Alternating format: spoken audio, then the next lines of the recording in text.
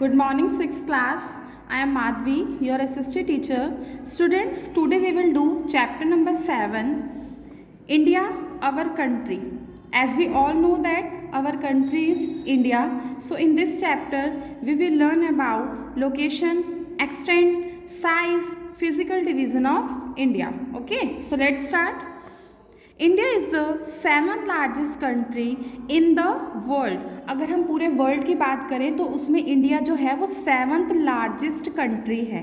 ठीक है, अब ये 7th लार्जेस्ट कंट्री कैसे है, एरिया वाइज है या पॉपुलेशन वाइज है, ये आपकी बुक में मेंशन नहीं है, तो मैं आपको बता दूं 7th लार्जेस्ट कंट्री ये एरिया वाइज है. ठीक है, और अगर मैं पॉपुलेशन वाइज देखूं तो हमारी इंडिया जो है वो कौन से नंबर पर आती है, 2nd नंबर पर आती है. ठीक है, covering of an area about 3.28 million square kilometre. और ये कितना एरिया कवर करती है, 3.28 मिलियन स्क्वायर किलोमीटर.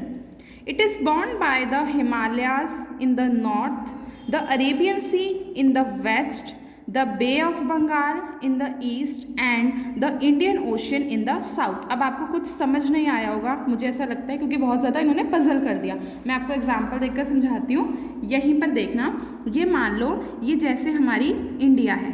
ठीक है, जस्ट एग्जाम्पल ये हमारी इंडिया है. तो आपको किसी भी चीज़ को समझना है ना, तो सबसे पहले उस पर डायरेक्शन मेंशन कर लो, बहुत अच्छे से समझ में आता है. East, west, north, south. ठीक है, अब ये क्या बोल रहे हैं कि नॉर्थ में है हमारा हिमालयास. क्या है, ठीक है, हिमालयास. ईस्ट में है हमारा bay of Bengal, bay of Bengal. West में है हमारा Arabian sea, Arabian sea. And south में है हमारा इंडियन ओशियन. ठीक है, अब आपको ये चारों चीज़ें अच्छे से समझ में आ गई होंगी. नॉर्थ में हमारा हिमालयास, ईस्ट में हमारा बे ऑफ बंगाल, वेस्ट में अरेबियन सी एंड साउथ में क्या है हमारा Indian ocean. Such a land that is surrounded by water on 3 sides is known as peninsula. एक ऐसा लैंड जो पानी से तीनों साइड से कवर होता है वो क्या कहलाता है, हमारा पेनिनसुला कहलाता है. ठीक है, अब ये टर्म पेनिनसुला क्या है, अब आप हम इंडिया का एग्जांपल लेते हैं. आप इधर देखना, वेस्ट में अरेबियन सी, सी है, वाटर बॉडी है. ईस्ट में बे ऑफ बंगाल, वाटर बॉडी है. साउथ में इंडियन ओशियन, वाटर बॉडी है. तो आप देखोगे तीनों साइड से ये वाटर से कवर है. तो कोई भी एक ऐसा लैंड या कोई भी एक ऐसा प्लेस जो तीनों साइड से वाटर से कवर होगा वो हमारा कहलाता है पेनिनसुला. ठीक है, और अगर ये 3 की जगह चारों साइड से वाटर से कवर होता तो, क्योंकि अभी यहाँ पे नॉर्थ में तो हिमालय है, अगर नॉर्थ में भी हमारी कोई वाटर बॉडी होती तो वो हमारा आइसलैंड कहलाता. ठीक है, तो यही फ़र्क है पेनिनसुला और आइसलैंड में. पेनिनसुला 3 साइड से वाटर से कवर होता है और आइसलैंड जो है वो 4 साइड से.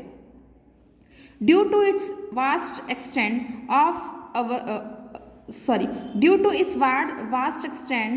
our country has a large variety of landforms ranging from lofty Himalayas to the Great Indian Desert, the Northern Plain, Peninsular Plateau, the Coastal Plain and Coral Island. ये क्या कह रहे हैं, हमारा इंडिया जो इतने वास्ट एरिया में फैला हुआ है उसी कारण इसका जो सरफेस है ना वो डिफरेंट है प्लेस टू प्लेस में. यहाँ पे सरफेस में लार्ज वेराइटीज़ आपको देखने को मिलेंगी. कहीं पे डेजर्ट है, कहीं पे प्लेन्स हैं, कहीं पे प्लेटूज़ है, कहीं पे माउंटेन्स हैं. तो आपको डाइवर्सिटी देखने को मिलेगी. ठीक है, it is also has great diversity in climate, vegetation, wild life and culture. और आपको यहाँ पर क्लाइमेट में, वेजिटेशन में, वाइल्ड लाइफ में और कल्चर में भी ग्रेट डाइवर्सिटी देखने को मिलेगी. क्योंकि मैंने आपको स्टार्टिंग में क्या बताया था कि हमारा जो सरफेस है वो डिफरेंट है पूरे इंडिया में. कहीं पे डेजर्ट है, कहीं पे माउंटेन है. तो जब हम माउंटेन पे जाएंगे तो वहाँ का एरिया कैसा होता है, कूल होता है. तो वहाँ का क्लाइमेट कैसा होगा, कूल होगा. वहीं पर आप चले जाओ डेजर्ट में तो वहाँ पे हॉट क्लाइमेट होता है, क्योंकि वहाँ पर रेत होती है जो कि बहुत जल्दी गर्म हो जाती है. वेजिटेशन भी सबकी अलग अलग होती है, वाइल्ड लाइफ अलग अलग होती है. जो जानवर ठंडे एरिया में अच्छे से कंफर्टेबल होते हैं, रह सकते हैं, वो आपको ठंडे एरिया में देखने को मिलेंगे, और जो वहीं पर गर्म एरिया में रह सकते हैं वो आपको गर्म एरिया जैसे कि डेजर्ट वगैरह में देखने को मिलेंगे। तो हमारी कंट्री प्लेस टू प्लेस जब डिफरेंट होती है, अलग होती है, तो उसी के साथ में हमारी वेजिटेशन, हमारी कल्चर और हमारी वाइल्ड लाइफ, इन सब चीज़ों में भी डिफरेंस आ जाता है।